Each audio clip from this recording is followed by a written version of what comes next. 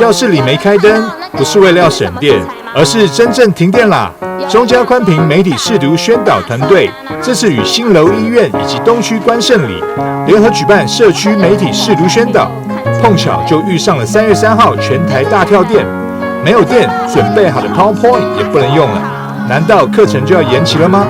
？No No No！ 宣导团队使命必达，把宣传资料传到 LINE 群组，大家继续上课喽。记得从这个侧面看，我有点忘记在比中指，可是如果全面换个角度看，他没有要比中指，他只跟大家讲说，我家的老婆生第3胎，所以媒体识读很重要是什么？你要全方位的了解他。是的，接收讯息要保持判断，多方查证，才不会被有心人牵着鼻子走。简单易懂的课程，也让社区长辈更轻松吸收媒体识读的观念。来听听这些讯息，对我们老人家很有帮助，才不会跟着媒体鼻子牵着走。媒体所发布出来的那个讯息，是否是真实的，或者是假的？这个东西都有一点有用。常常会收到一些朋友分享一些信息，我们也非常都想去转传，尤其一些耸动的新闻啊，或者说医学的一些问题，我感觉对我们身体很有帮助的话，就会帮帮助朋友好吗？就转传出去，非常的高兴，其实都是错的。对于这次媒体识读分享，关圣社区以及新楼医院也都给出了最正面的肯定。老大人种种的代志，伊个唔知影，来受到这个教育，来甲讲，来甲看到，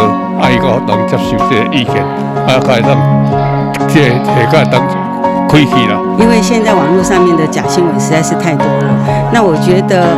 这样的课程不仅让我们的长者能够让他们增长知识以外，而且是由我们媒体起头带头，然后来这样的课程宣导，我觉得非常的棒。现在网络资讯非常的发达，所以其实很多长者啊，他都可以从电脑或者手机里面去得到非常多的一些讯息，好像一些LINE的群组那些都有一些讯息。那所以其实，在社区办活动的时候，很多长者就会来问说，其实这样子的一个讯息是真的还假的？那因为其实已经陆陆续续都有这样子的一些问题哈，所以我们就是特地跟双子星啊，还有跟关圣礼一起来结合哈，举办一个媒体识读，那希望能够让长者在我们这样子的一个讲师的一个教导之下，我们可以真的去了解说哈，到底什么是真新闻，什么是假新闻这样子。网络科技日益发达，资讯爆炸的时代，民众使用通讯软体接收资讯虽然很方便，但有时也可能将未经查证的不实资讯也传播了出去。中嘉宽屏媒体识读团队规划相关课程，前进各社区与民众分享如何辨别真假消息。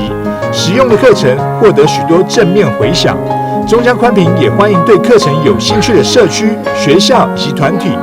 可以向双子星3冠网有线电视预约上课，完全都是免费的哦。记者张秀维台南报道。